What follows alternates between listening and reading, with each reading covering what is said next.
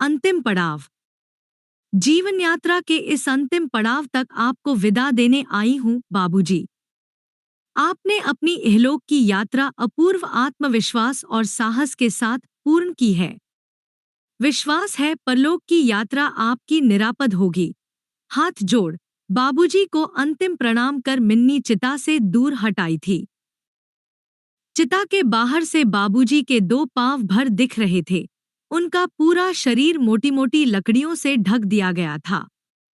अचानक पानी की बौछार पड़ने लगी। हे भगवान, ये क्या? बाबूजी के अंतिम कार्य में ये कैसा विघ्न? बाबूजी के किसी शुभचिंतक ने कहा।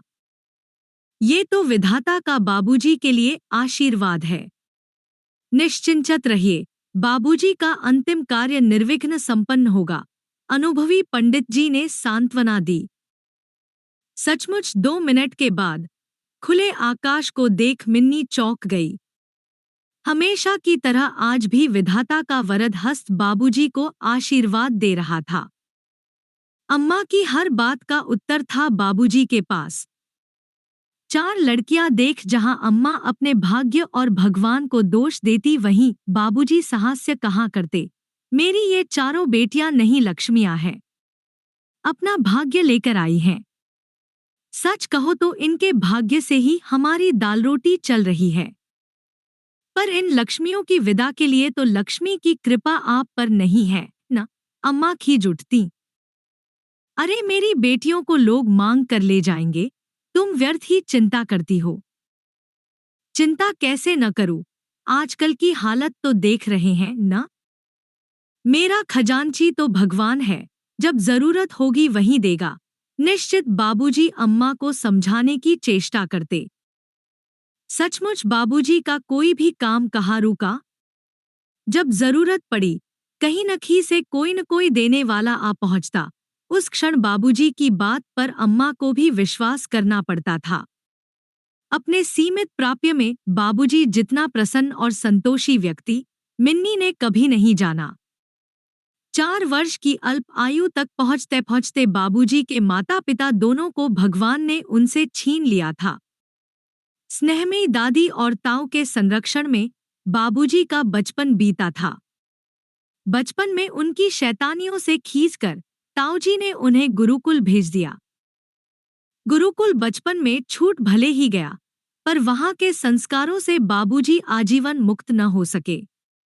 लोभमोह से बाबूजी को वितृष्णा थी, परोपकार उनके जीवन का मंत्र था। अंग्रेजी, हिंदी और संस्कृत तीनों भाषाओं पर बाबूजी का समान अधिकार था। ताऊ बाबा की इच्छा थी बाबूजी वहीं के स्थानीय कॉलेज में पढ़कर उनके साथ काम में लग जाए, पर बाबूजी की कल्पना उन्हें कहीं दूर ले जाने को आकुल थी। इलाहाबाद विश्वविद्यालय में कानून की परीक्षा के समय तक बाबूजी की वाक प्रतिभा ने उन्हें छात्र नेता बना दिया था। नेतागिरी के चक्कर में हाजिरी कम हो गई और बाबूजी को नोटिस मिल गया कि वह परीक्षा में सम्मिलित नहीं हो सकते। उसी रात बाबूजी द्वारा एक कवि सम्मेलन किए जाने की घोषणा की गई थी। कवि सम्मेलन में समस्या पूर्ति के रूप में विषय दिया गया था, कलंक कालिका का है। लाउड स्पीकर लगाकर इस विषय पर कविता लिखने का अनुरोध बार बार दोहराया जा रहा था। वाइस चांसलर डॉ कालिका प्रसाद को कवि सम्मेलन में विशेष रूप से निमंत्रित करने जब बाबूजी पहुंचे तो विषय देखते ही उन्होंने पूछा था, कवि सम्मेलन में कौन कौन से कवि पधार रहे हैं? अभी तो स्थानीय कवियों की संख्या ही काफी है, जरूरत पड़ने पर बाहर के कवि भी आने को तैयार बैठे हैं। अगर तुम्हें परीक्षा में बैठने की अनुमति दे दी जाए तो कवि सम्मेलन आगामी सूचना तक के लिए स्थगित किया जा सकता है। ठीक है, तुम्हें परीक्षा देने की अनुमति दी जाती है, पर ऐसी खुराफातों से दूर रहना होगा। कवि सम्मेलन स्थगित हो गया और बाबूजी परीक्षा में सम्मिलित ही नहीं हुए। योग्यता श्रेणी में विधि की परीक्षा उत्तीर्ण कर वकील बन गए। वकालत के बीज मानो उनके रक्त में थे। राजनीति में भी वह सदैव विरोधी पक्ष का ही साथ देते रहे। उनकी लेखनी से प्रभावित उनके शुभचिंतकों ने उन्हें सलाह देने की कोशिश की थी। आपकी लेखनी में इतनी शक्ति है तो इसका लाभ क्यों नहीं उठाते? विरोधी पक्ष की जगह आप सत्तारूढ़ व्यक्तियों के विषय में भी तो लिख सकते हैं, उससे लाभ ही होगा। जिस बात को मेरी आत्मा गवाही न दे, वो मैं कर ही नहीं सकता। अपने उच्च पदस्थ मित्रों परिचितों से भी तो उन्होंने कभी लाभ नहीं उठाया था। अम्मा के सब भाई सरकारी नौकरी में उच्च पदस्थ अधिकारी थे। उनके ठाठ देख अम्मा बाबूजी को भी सरकारी नौकरी करने की सलाह देती तो बाबूजी अम्मा को नकारात्मक उत्तर देते, उन्हें किसी सीमा तक आहत कर जाते। तुम्हारे सब भाइयों ने गुलामी की है, इसीलिए मुझे भी गुलाम बनाना चाहती हो। मुझसे किसी की जी हुजूरी नहीं होगी। अम्मा बाबूजी की इस बात पर उदास हो जाती थी। वकालत पास करने के बाद बाबूजी के इलाहाबाद आने के प्रस्ताव को ताऊबाबा ने स्वीकृति नहीं दी थी। बचपन से युवावस्था तक उन्हें प्यार करने वाले ताऊ के हृदय में निराशा घर कर गई थी। उनके अपने बेटे किसी योग्य नहीं बन सके थे। ताऊ के असहयोग ने बाबूजी को स्थायी रूप में इलाहाबाद जा बसने की प्रेरणा दी थी। जेब में मात्र 25 रुपयों के साथ उन्होंने जन्मस्थली से सदैव के लिए विदा ले ली थी। उन 25 रुपयों के साथ बाबूजी ने कैसे पैर जमाए, यह उनकी अपनी कहानी है। शहर के बुद्धिजीवी वकीलों ने उनकी मेधा को पहचाना और उन्हें अपने साथ काम के लिए नियुक्त कर लिया था। यद्यपि बाबूजी के पास न पैतृक संपत्ति थी, न अपना पुस्तकालय, पर जल्दी ही उन्होंने अपना स्वतंत्र कार्य शुरू कर दिया था। उनका मस्तिष्क ही पुस्तकालय था। अपनी स्मृति के सहारे बाबूजी ने न जाने कितने वर्ष बिना पर्याप्त पुस्तकों के बिता दिए थे। उनका मस्तिष्क मानो कंप्यूटर था जिसमें सारे मुकदमों का विवरण अंकित रहता। वकालत में बाबूजी की उदारता उनके पास आने वाले धन की शत्रु बनी रही। हद तो उस समय हो जाती थी जब कभी कभी जाते समय अपनी गरीबी का रोना रो मुवक्किल बाबूजी से रेल का किराया तक ले जाते थे। उस स्थिति में अम्मा का झुंझलाना कितना ठीक लगता था। मुकदमों के सिलसिले में बाबूजी को बाहर भी जाना होता था। भैया हमेशा कहते, आप फर्स्ट क्लास में सफर क्यों नहीं करते, आराम मिलेगा। बाबूजी कहते, अरे गरीब आदमी है, क्यों उसका पैसा व्यर्थ खर्च कराऊं। अपने मुवक्किलों की सच्ची या बनावटी गरीबी के कारण गर्मी में भी बाबूजी रेल की निम्न श्रेणी में सफर करते रहे। कभी मुकदमा जीत जाने पर वायदे के अनुसार शेष फीस के स्थान पर मुवक्किल 10-20 रुपयों की मिठाई के साथ बच्चे की बीमारी का बहाना बना फीस नकार जाते थे। बाबूजी उनके बहानों पर सहज विश्वास कर लेते, पर परिवार वालों को उनकी ये उदारता रुष्ट कर जाती। अरे मिन्नी, तू मेरी रानी बेटी है, तेरा हृदय इतना संकुचित कैसे हो सकता है? ज्यादा क्रोध करेगी तो काली पड़ जाएगी। बाबूजी ने किसी के प्रति द्वेष रखना तो जाना ही नहीं था। अम्मा की इच्छा के विरुद्ध बाबूजी सबको हर वर्ष पहाड़ ले जाते रहे।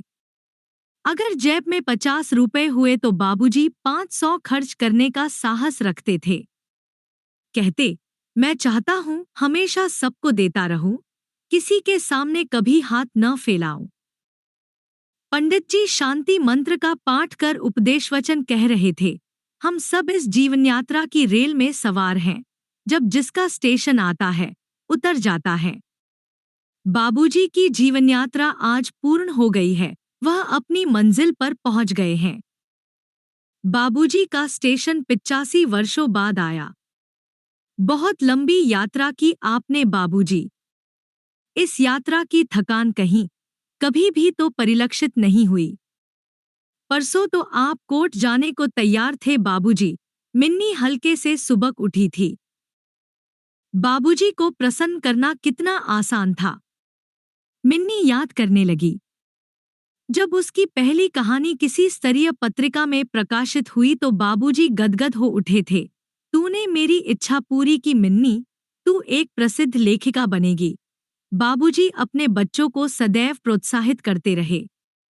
धीरा दीदी की बातें सुन बाबूजी उन्हें राजनीति में जाने की सलाह देते थे। धीरा, तुझे तो राजनीति में जाना चाहिए, विपक्ष को मुंहतोड़ जवाब तू ही दे सकती है। तेरी बुद्धि और हाजिर जवाबी राजनीतिज्ञों का गुण है। घर में परिवार के सदस्य की तरह रहने वाले मुंशी ने अम्मा के सारे जेवर, रुपए और साड़ियों की जब चोरी कर ली तो दुख में अम्मा महीनों बीमार रहीं, पर बाबूजी इस बड़ी चोरी से सर्वथा अप्रभावित रहे। हंसकर अम्मा को समझाते रहे, अरे तुम्हारे पास इतने जेवर, रुपया था, हमें पता भी नहीं था। भाई ये सब कुछ तो उस चोर के भाग्य का था, हमारे भाग्य का होता तो हमारे पास रहता। चोरी के बाद मिन्नी भी खूब रोई थी। अम्मा का तितलियों वाला हार कितना अच्छा था। घर में चोरी के बाद अपने सूटकेस में 5 रुपए का नोट देख बाबूजी खिल उठे थे। भाई चोर बड़ा हमदर्द था। आज की सब्जी भाजी की खरीद के लिए 5 रुपए छोड़ गया है। बाद में कहीं उस मुंशी को देख बाबूजी ने उससे कोई शिकायत तक नहीं की थी। बड़ी होती लड़कियों और उस पर वो चोरी, अम्मा तो टूट गई थी, पर बाबूजी पर उसका रंचमात्र भी प्रभाव नहीं दिखा। अम्मा को सांत्वना ही देते रहे, भगवान पर विश्वास रखो, वही हमारी मदद करेगा। अम्मा सच्चे अर्थों में बाबूजी की अर्धांगिनी थी। बाबूजी के साथ अम्मा ने जीवन के 62 वर्ष व्यतीत किए थे। अम्मा ने अपने को बाबूजी के अनुसार ढाल लिया था। बाबूजी का संतोष अम्मा में भी कम नहीं था। उन्होंने बाबूजी से कभी अपने लिए कोई मांग नहीं रखी। बाबूजी के भगवान के प्रति अगाध विश्वास ने अम्मा को भी सम्मोहित किया था। भगवान ने भी बाबूजी की लाज रखी थी। बेटियों के विवाह में बाबूजी का आत्मसम्मान जीवित रहा था। पुत्रियों के विवाह के विषय में बाबूजी अन्य बेटियों के पिताओं से कितने भिन्न थे। जहाँ किसी लड़के वाले ने पूछा, शादी में दान दहेज कैसा देंगे, तुरंत बाबूजी का निर्भीक उत्तर रहता, देखिए साहिब, मुझे भिखारियों में तो अपनी लड़की देनी नहीं है। आपके यहाँ मेरी बेटी सुखी नहीं रह सकती, इसलिए आगे बात बढ़ाना व्यर्थ है। अम्मा और मामा डर जाते, ऐसी बातें करके भला कहीं बेटियों के हाथ पीले होते हैं। पर बाबूजी पर किसी के कहने का असर ही कब पड़ता था। मेरी बेटियां प्यार में पली हैं, इनके विवाह ऐसी जगह करूंगा जहां इन्हें प्यार मिले। हम लोग बिना रोकटोक उनके घर आ जा सकें। मुझसे अपनी बेटियों का बिछोह नहीं सहा जाएगा। सचमुच भगवान ने बाबूजी की बात रख ली। बेटियों के विवाह अच्छे परिवारों में ही हुए। अपने विवाह के समय की बात मिन्नी को आज भी खूब अच्छी तरह याद है। पंडित जी ने कहा था, बाबूजी, अब कन्यादान कीजिए। बाबूजी रुष्ट हो उठे थे। मेरी कन्या कोई गाय बैल नहीं कि उसका दान करूं। मैं उसे उसके जीवन साथी को सौंप रहा हूं, ताकि दोनों एक दूसरे के दुख सुख के सहभागी बन सकें। बाबूजी की इस बात पर पंडित जी स्तब्ध रह गए थे। मिन्नी के श्वसुर मुस्करा उठे थे। ठीक ही तो कह रहे हैं बाबूजी, अरे हमारे भाग्य जो ऐसी लक्ष्मी कन्या हमारे घर आ रही है, ये दान की पात्री नहीं आदर पात्री है। पंडित जी आगे के मंत्र पढ़िए। मिन्नी के पति कभी कभी उसकी हंसी भी उड़ाते, तुम मेरी विवाहिता कम, आदर पात्री अधिक हो। मिन्नी ने PhD की डिग्री पाई तो बाबूजी की प्रसन्नता का ठिकाना न रहा। मेरी हार्दिक इच्छा थी मेरे सब बच्चे डॉक्टरेट की डिग्री पाए। तुमने मेरे विश्वास को सही सिद्ध किया है, मिन्नी। उसके बाद मिन्नी U0S0A0 चली गई थी। बाबूजी के भगवान ने उनकी विदेश यात्रा की इच्छा पूर्ण नहीं की थी। अपने बच्चों की विदेश यात्राओं में ही बाबूजी ने अपने स्वप्न पूर्ण किए थे। धीरा दीदी के पेंटिंग के शौक को देख बाबूजी ने कहा था, धीरा को पेंटिंग सीखने इटली भेजूंगा। पास बैठे मामाजी हंस पड़े थे। जीजाजी, ये शेखचिल्लियों वाली बातें कर आप बच्चों को कब तक बहलाते रहेंगे? मामाजी के स्वर में व्यंग्य छलक आया था। पूर्ण आत्मविश्वास के साथ बाबूजी ने कहा था, देख लेना, मेरी धीरा इटली जरूर जाएगी। ये मेरी बात है। धीरा दीदी जब सचमुच इटली गई तो बाबूजी कितने उत्साहित थे। नंदन आज होता तो देखता, जो मैंने कहा पूरा हुआ। उसके बाद भैया और मिन्नी सभी तो विदेश यात्रा कर आए, नहीं जा पाए तो बाबूजी प्रतिवर्ष वह उत्साह से कहते, जरा स्वास्थ्य साथ दे तो अगले वर्ष अमेरिका घूम आऊं। बाबूजी को पूरी तरह न जानने वाले लोग मन ही मन भले ही मुस्कराते रहे हों, पर मिन्नी को बाबूजी की बात पर पूरा विश्वास था। पिछली बार होली पर मिन्नी ने बाबूजी में बहुत परिवर्तन पाया था। उनका अधिकांश समय दफ्तर में कुछ पढ़ते हुए बीतता था। बुलाने पर घर के भीतर आए, चाय पीकर या खाना खाकर फिर बाहर चले गए।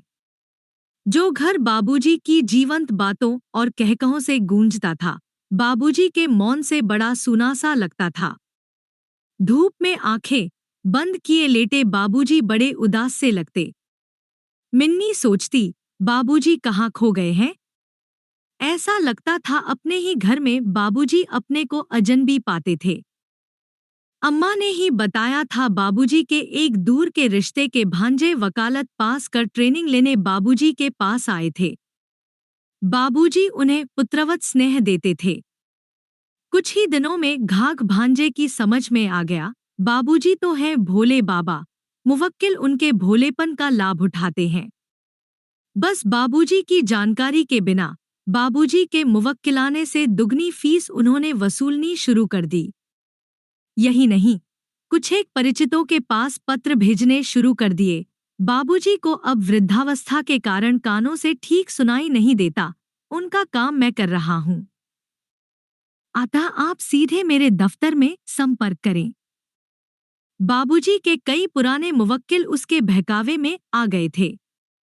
बाबूजी के बल पर भांजे महोदय ने पास ही अपना नया दफ्तर भी खोल लिया, जिसके बारे में बाबूजी को जब उनके भांजे के कारनामों की सूचना दी तो बाबूजी स्तब्ध रह गए। भांजे पर आक्रोश उतारा जरूर, पर अंदर तक वे बुरी तरह टूट गए थे। जिसे बेटे के समान प्यार दिया, उसी ने उनकी जड़ें काटनी चाहिए। बाबूजी ने परिस्थितियों से हार मानना नहीं जाना था। वृद्धावस्था के कारण स्वास्थ्य भले ही साथ न देता हो, बाबूजी के उत्साह में कमी नहीं आई थी। नए सिरे से काम करने के उद्देश्य से वह यात्राओं पर निकल जाते। अम्मा और भैया समझाते, अब यह उम्र अकेले सफर करने की नहीं रही, पर बाबूजी ने कब किसकी सुनी। बिस्तर बांधा और आज अलीगढ़ तो कल बरेली, बदायूं के लिए निकल पड़ते। पिछली बार मिन्नी से कहा था, इस बार अमेरिका से एक स्लीपिंग बैग लेती आना मिन्नी, अब बिस्तर बांधने में कठिनाई होती है। मिन्नी के नयन भर आए, कहाँ ला पाई थी वह स्लीपिंग बैग। आज उनकी अंतिम यात्रा तो बस बांस की शैया पर रस्सियों से बांध कर पूर्ण की गई है। पिछली बार की गंभीर बीमारी के बाद बाबूजी ने अपने को सबसे काट लिया था। जीवन में सदैव दबंग रहने वाले बाबूजी मौन कुछ सोचते रहते थे। हर जगह, हर परिस्थिति में निर्भय रहने वाले बाबूजी बीमारी में डॉक्टरी दवा का विरोध कर कहते थे, तुम लोग मुझे जहर दे रहे हो, मुझे ये दवाइयाँ सूट नहीं करती, इन्हें खाकर मैं मर जाऊंगा। अमित ने हंस कर कहा था, बाबूजी, मरना तो सबको एक दिन है ही, तो मृत्यु से भय क्यों? मिन्नी का विश्वास है, बाबूजी के मन में मृत्यु के प्रति शायद भय तो कतई नहीं था। हाँ, काम करते रहने के लिए उन्हें जीने की चाह जरूर थी। 80 वर्ष पूर्ण करने के बाद बाबूजी हंस कर कहते, जानती है मिन्नी, मेरे साथी वकील कहते हैं मेरी उम्र 60 वर्ष से अधिक नहीं लगती। सच ही तो कहते हैं, हमने तो जब से आपको देखा है आप वैसे ही लगते हैं। मिन्नी की बात पर बाबूजी प्रसन्न हो जाते। पर मिन्नी भी झूठ तो नहीं कहती थी। जीवन के अंतिम क्षण तक कार्य करते रहने की अदम्य चाह ही उन्हें 85 वर्षों तक जीवित रख सकी, अन्यथा संसार के छलकपट देख उनकी आत्मा पहले ही मुक्ति ले लेती। पिछली बार की गंभीर बीमारी के बाद स्वस्थ होने पर उनके आत्मियों ने बाबूजी के दोष गिनाने शुरू कर दिए थे।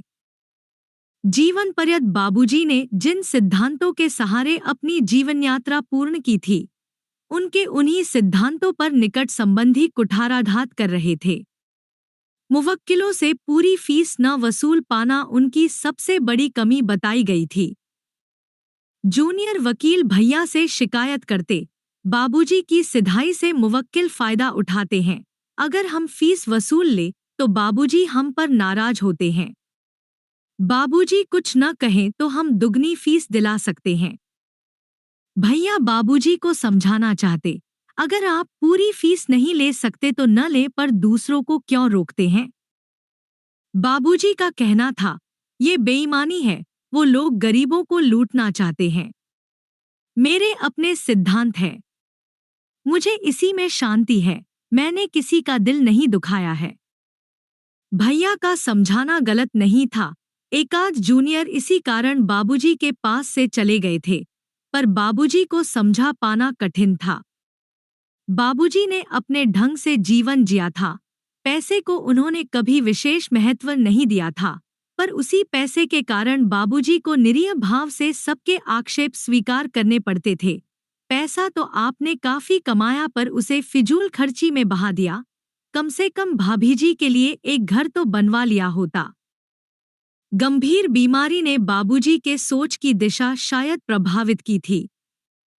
भैया के शौक की फिजूल खर्चियों के लिए जो बाबूजी खुशी खुशी अपनी जेब खाली कर दिया करते थे, अपने अंतिम दिनों में अम्मा को रुपए देते भी हिचक जाते थे।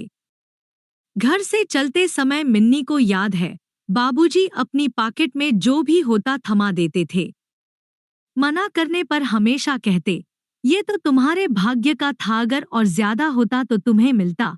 बाबूजी कोशिश करने लगे रुपए अपने पास संभाल कर रख सकें। आजीवन रुपए न संभालने की आदत घर में काम करने वालों के लिए वरदान सिद्ध हुई। बाबूजी अक्सर परेशान दिखते, उनके कोट की जेब या संदूक में कल के रखे रुपए गायब मिलते। अम्मा और भैया झींकते, ये बाबूजी को अपने पास रुपए रखने का नया शौक चर्राया है। जिंदगी भर सब खुला छोड़ा, भला अब तालेबंदी कर पाएंगे। बाबूजी का अंत समय निकट था, कोई नहीं जान पाया। इस बार मृत्यु ने बाबूजी को भी धोखा दे दिया, वरना बाबूजी अपनी दृढ़ इच्छा शक्ति से उसे वापस कर देते। 2 दिन पहले नया मुकदमा दाखिल कर अम्मा से उत्साहित हो कह रहे थे, पिछली बार बीमारी में सबको डरा दिया था ना।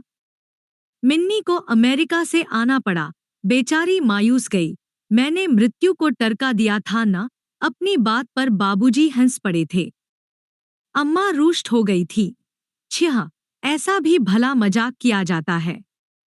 न जाने कब जाएगा आपका ये बचपना। सोचता हूँ, इस बार हम दोनों अमेरिका घूम ही आए।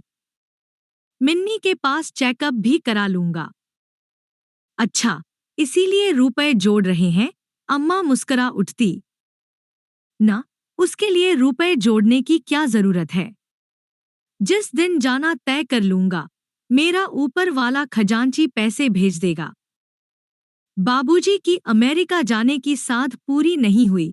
मिन्नी, अम्मा आंसू पोंछ रही थी। बस 2 दिन मामूली बुखार ही तो आया था। बहू ज्योति के हाथ से दवा ले, हल्की सी मुस्कान के साथ सबको उदार हृदय से क्षमा कर बाबूजी ने नयन मूंद लिए थे। काश मिन्नी 1 सप्ताह पहले आ जाती और बाबूजी से कह पाती, बाबूजी, आपने जो जीवन जिया और हमें दिया वो तो सिर्फ भाग्यशालियों को ही मिलता है। आपने जीवन का एक एक पल पूरी तरह जिया था बाबूजी। आप जीवन रूपी रंगमंच के सफलतम अभिनेता थे बाबूजी। बाबूजी चले गए।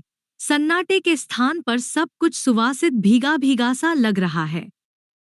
शायद वितरागी कर्मयोगियों की मृत्यु ऐसी ही होती है। पास खड़ा व्यक्ति सुबक उठा, अब गरीबों को न्याय कौन दिलवाएगा। बाबूजी, ऊपर उठते धुएं को निहारती मिन्नी के नयन भर आए थे।